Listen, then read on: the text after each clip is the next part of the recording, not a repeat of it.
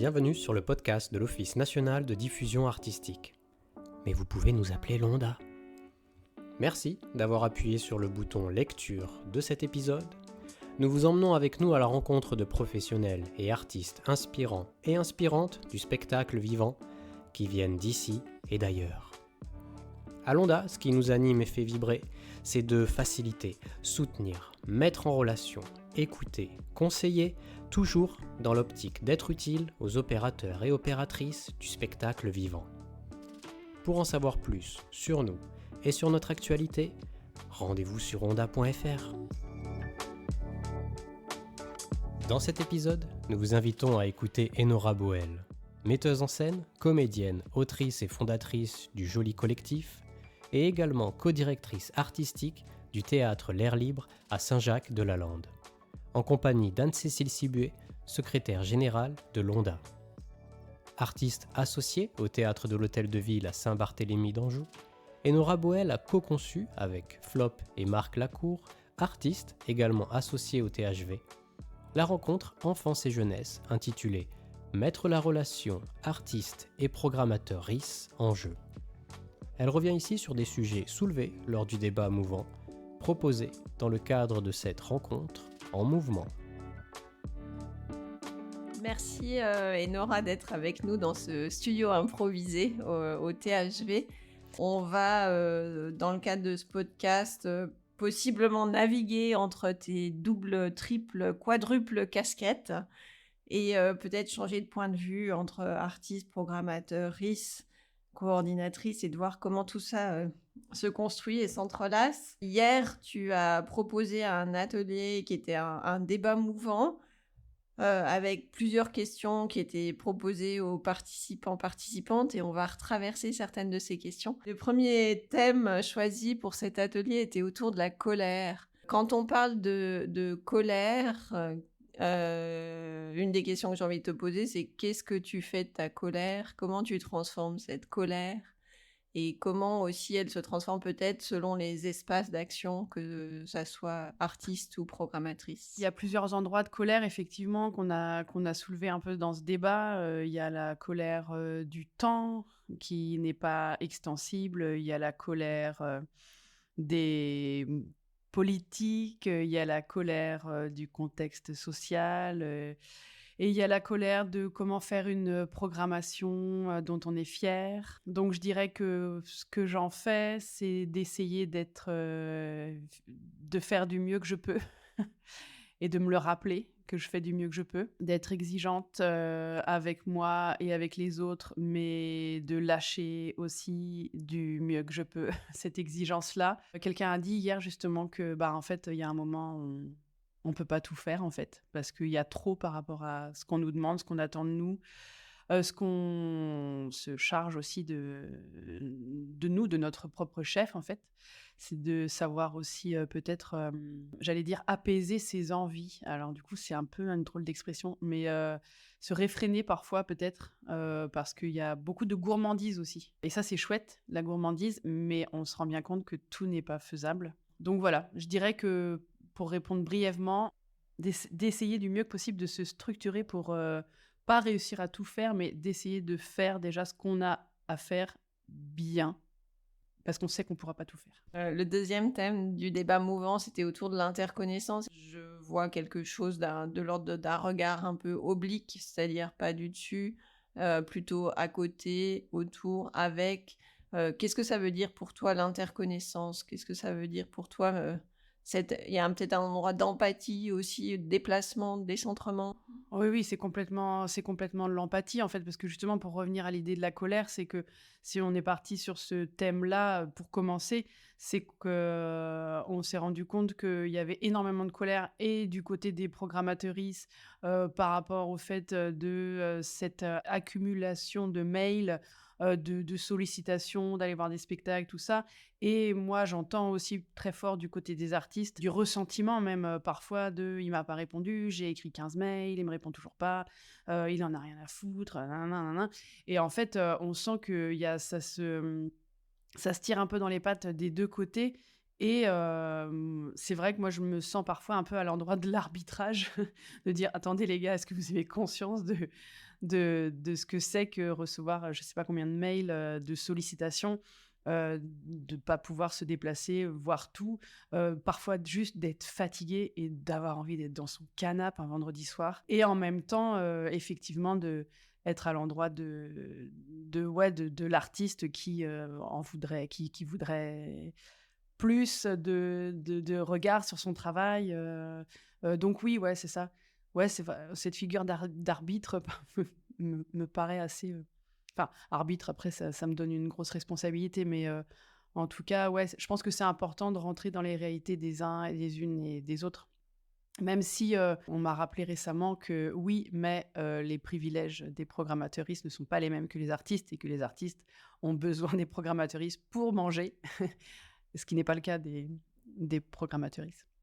Dans ce que tu déposes et ce que tu as essayé de mettre au travail aussi avec notre groupe, il y a beaucoup de questions qui circulent autour de bon, déconstruire les rapports de pouvoir, mais aussi comment celles et ceux qui sont invisibilisés peuvent être davantage visibilisés, la question des minorités. Comment toutes ces questions-là traversent ton travail de programmatrice et comment vous les mettez en jeu, sachant qu'effectivement, le chemin à faire est long et que le travail de déconstruction prend du temps aussi. Ben ça, c'est ce truc d'équilibre de programmation, c'est vraiment un gros, gros casse-tête et c'est vraiment une bataille au quotidien. On est 3 à faire la programmation à l'air libre et c'est des discussions qu'on a vraiment beaucoup ensemble et on essaye d'être aux mêmes endroits, mais on l'est pas toujours. C'est un vrai gros casse-tête et qu'est-ce que je mets en œuvre? Bah, moi, là, au dernier festival d'Avignon, par exemple, je me suis donné la mission d'aller voir que des spectacles de personnes minorisées et c'est la première fois que je le faisais et bah, ça change tout. C'est hallucinant. Ça change tout parce que, d'un coup, tu as l'impression vraiment d'avoir des physiques, des propos, des thématiques, qui émergent, qui sont un peu cachées, qui sont là, qui grondent en dessous, mais que si on tape, le bon code, sur la terre, bah, hop, il y a des petites antennes qui sortent et on les voit apparaître. Mais il faut faire l'effort de taper au bon endroit et de taper le bon code et ouais, faire l'effort en tout cas, faire cet effort-là. Oui, et tu parlais aussi de la notion de curiosité et donc c'est aussi une boussole, j'ai l'impression, dans Ouais, ta ouais. pratique. Oui, j'ai de curiosité et j'ai l'impression que c'est vraiment chausser des lunettes, qu'on est enfin, vraiment mettre une paire de lunettes, enfin, parce que les mauvaises habitudes, reviennent très, très vite. Le temps de la déconstruction est long, de toute façon. On se rend bien compte que chacune n'est pas du tout au même endroit et qu'il faut ressasser. Il faut ressasser, il faut ressasser, il faut ressasser, il faut donner des règles et quitte à être un peu, directif ou autoritaire ou cinglant parfois. On a eu, dans le cadre de la rencontre enfants-jeunesse, la visite d'Infiltrés, qui sont un groupe d'enfants qui participent à la construction de la programmation du THV et qui aussi découvrent tous les métiers du THV. Tu parlais tout à l'heure, Enora, de la notion d'allié. Sur toutes les questions liées à la déconstruction, dit aussi beaucoup dans le secteur et peut-être, je dirais, plus à l'international qu'en France, que rien ne peut être déconstruit sans la participation des personnes qui sont elles-mêmes minorisées. En anglais, ça serait Not about us, without us. Comment tu t'appropries ces notions-là? Est-ce qu'elles ont du sens? C'est qui tes alliés? C'est qui tes infiltrés? Il y a visiblement les artistes que tu suis, dont tu es très proche. Moi, je sens qu'on est encore et c'est là qu'il faut mettre de côté sa colère, parce que je sens qu'il y a encore énormément de travail à faire. Par exemple, on a fait un séminaire d'équipe, l'autre fois et on s'est posé les questions, d'accessibilité à nos salles, de spectacles, de représentativité sur les plateaux, dans les équipes et en fait, oui, mais on est tous, blancs, je pense qu'on aurait encore énormément à gagner en termes de trouver les bons alliés En fait, oui, par rapport à ces jeunes programmatrices, je trouve ça super, mais c'est un gros projet aussi en soi. Nous, c'est des choses qu'on voudrait développer à l'air libre aussi, mais on n'a pas encore eu le temps de mettre en place. Que serait le théâtre dans 50 ans? Le théâtre dans 50 ans, alors on est sur l'utopie, hein, pas sur la dystopie, et c'est ça qui est horrible, c'est qu'en fait notre cerveau il a tendance à partir dans la dystopie et parce que c'est dur de faire abstraction de ce qui se passe réellement. Effectivement que les frontières entre théâtre jeune public et théâtre tout public soient bien plus poreuses, que les questions de minorité ne soient plus des questions, qu'on ait vraiment un panel vraiment magnifique et représentatif de notre société au plateau, que les chiens soient heureux dans les théâtres, que... pardon, j'ai fait une blague personnelle. Que oui, que les formations, qu'on n'ait plus besoin de faire des formations anti-burnout parce que le burnout n'existerait plus. Que des formats de direction de lieux soient réinventés avec effectivement des artistes qui viendraient proposer des choses. Mais effectivement, on a vu hier que être que artiste avec direction d'un lieu, c'est compliqué parce que c'est pas... Enfin, en tout cas, il y en a qui le font très bien, mais ça peut être très compliqué pour d'autres, et j'en fais partie.